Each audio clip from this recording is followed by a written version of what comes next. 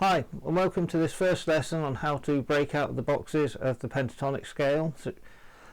Reason I'm doing this lesson is so many students, when they come for guitar lessons, and you see it written in all the forums online, on Facebook, different guitar forums, is how they get to break out of the famous pentatonic box that we all know and love to hate, because they've learnt this box offline or off a video and they want to know how they can play it. So everybody gets stuck here in this faith box,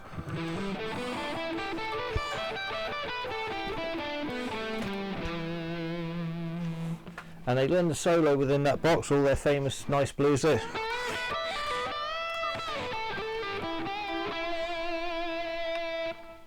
But then they don't know how to break out of that box. But what they really want to do is be able to play up the neck horizontally, this way and this way, rather than just up and down this way. So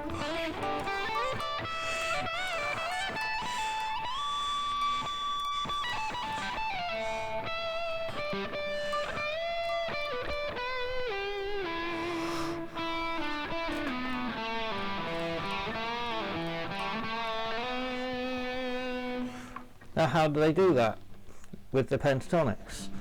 Now, the number one mistake people make is they learn this first box position,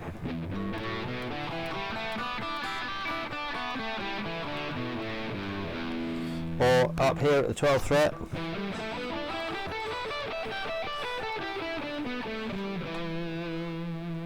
and they move on, and they forget that there are 5 positions of the pentatonic scale.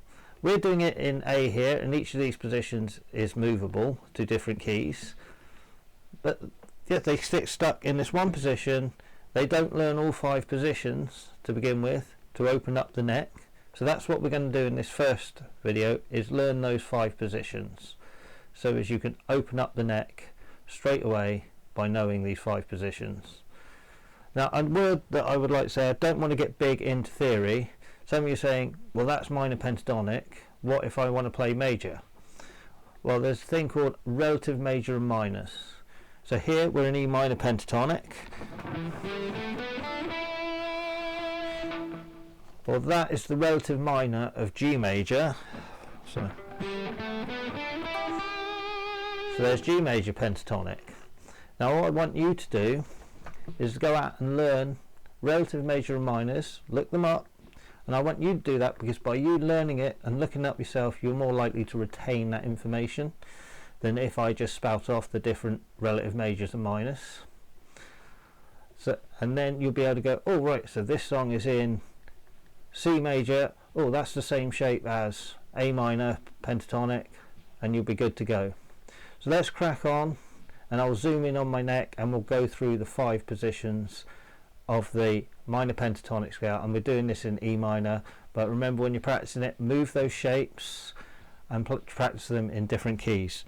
So an example of that is, if this is shape 1 of E minor, if we move it up and put the root note on the A,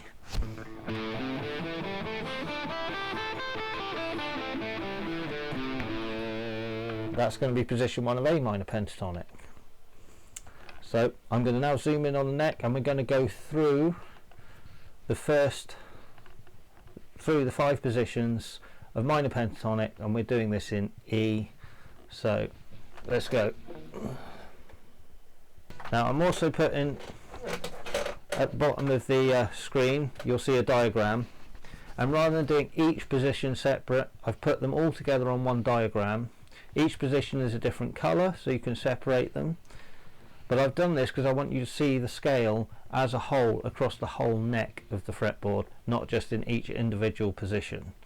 So here we go, we're going to start with shape 1. Here we go. So it's open 6th string,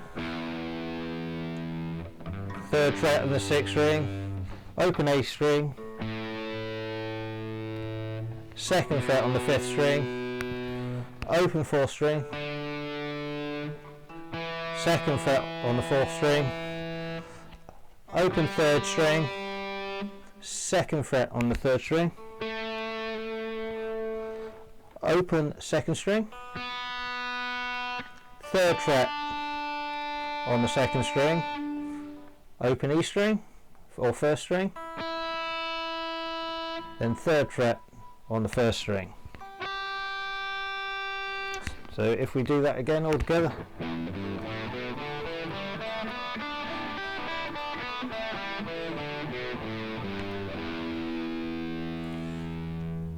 And that's position 1, the minor pentatonic in E minor pentatonic. We're now going to go to position 2. We're going to start on the third fret of the 6th string. So third fret 6th string, 5th fret on the 6th string, 2nd fret on the 5th string, 5th fret on the 5th string, 2nd fret on the 4th string, 5th fret on the 4th string. We're going to 2nd fret on the 3rd string. Now we go to the 4th fret on the 3rd string. Now we go to the 3rd fret on the 2nd string, 5th fret on the 2nd string, 3rd fret on the 1st string, and we go to the 5th fret on the 1st string. And that's position 2.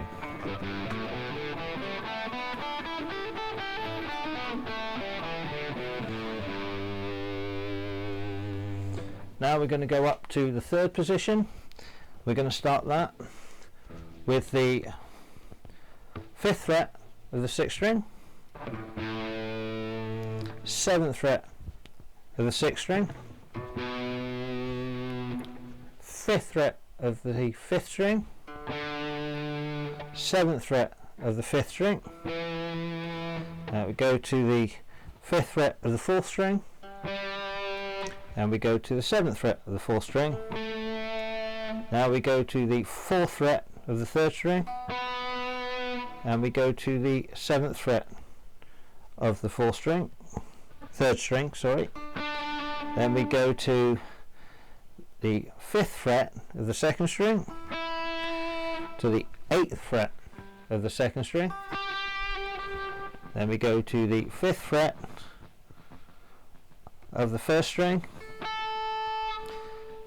and we go to the 7th fret of the 1st string. So there we go, that is our 3rd position.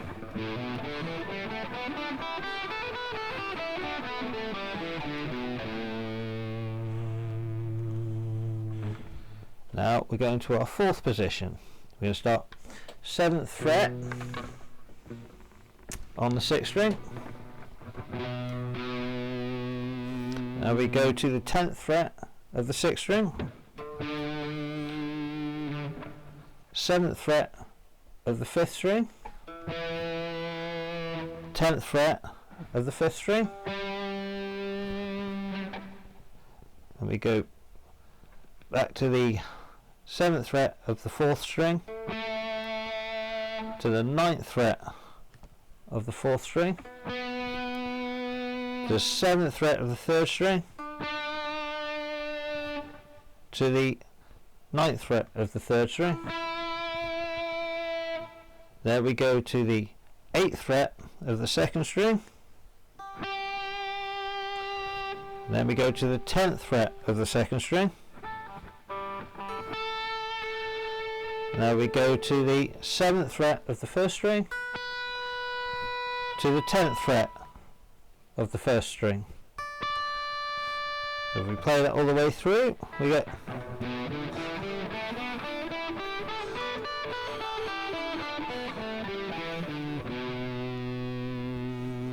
now we go to position 5, and we're going to start on the 10th fret of the 6th string, 12th fret of the 6th string, 10th fret of the 5th string, to the 12th fret of the 5th string. Then we go to the 9th fret of the 4th string, to the 12th fret of the 4th string, to the 9th fret of the 3rd string, to the 12th fret of the 3rd string. Then we go to the 10th fret of the 2nd string, to the 12th fret of the 2nd string, and then we go to the 10th fret of the 1st string, to the 12th fret of the 1st string, and there is position 5.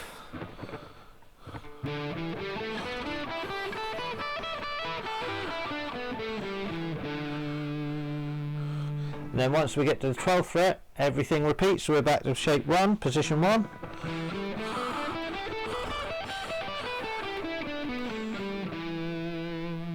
The same as we play down here with open strings.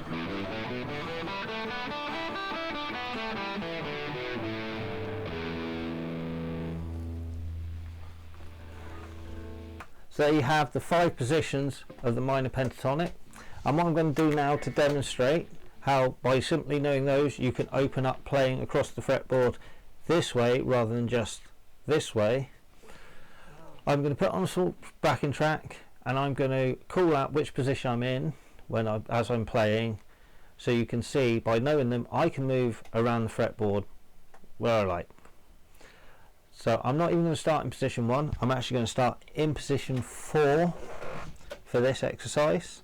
So you can see you don't have to start in that first position. In fact, you listen to many great players, they don't. Stevie Ray Vaughan famously starts in 2nd position all the time.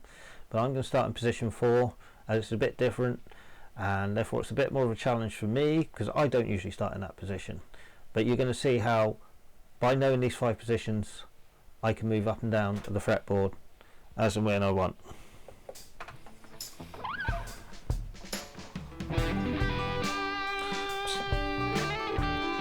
Position 4, into position 3,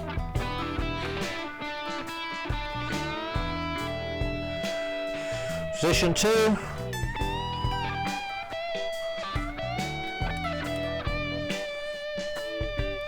into position 4 again. So hopefully there you can see by simply that first part for breaking out of the box of being stuck in this one blues box. By knowing 5 positions, we can now move across the fretboard. Now when you're practicing these, the best way to practice them is to start by going up through each position. Play position 1, up, down, position 2, up, down, position 3, up, down, position 4, up, down, position 5, up and down. And then what I want you to do is also try it in different keys, because like I said, the move positions as I showed you in the beginning, and try them in different keys. Try them over backing tracks that are in the relative major keys, which I've suggested you go and look up, and then you'll be able to open up and put on backing tracks and start playing. Now a quick word about practice. A very famous saying is practice makes perfect. This isn't strictly true. As somebody much wiser than me once told me, practice makes permanent, perfect practice makes perfect. What that means is when you're practicing, take your time, make sure you are picking the right notes, not hitting wrong notes, because if you constantly practice something and you're constantly hitting wrong notes and making the same mistakes, that's what will become perfect. You'll perfect those mistakes in your playing. Okay, that's it for this lesson, and I'll see you next time when we look at another trick for breaking out these pentatonic boxes. Thank you, catch you next time.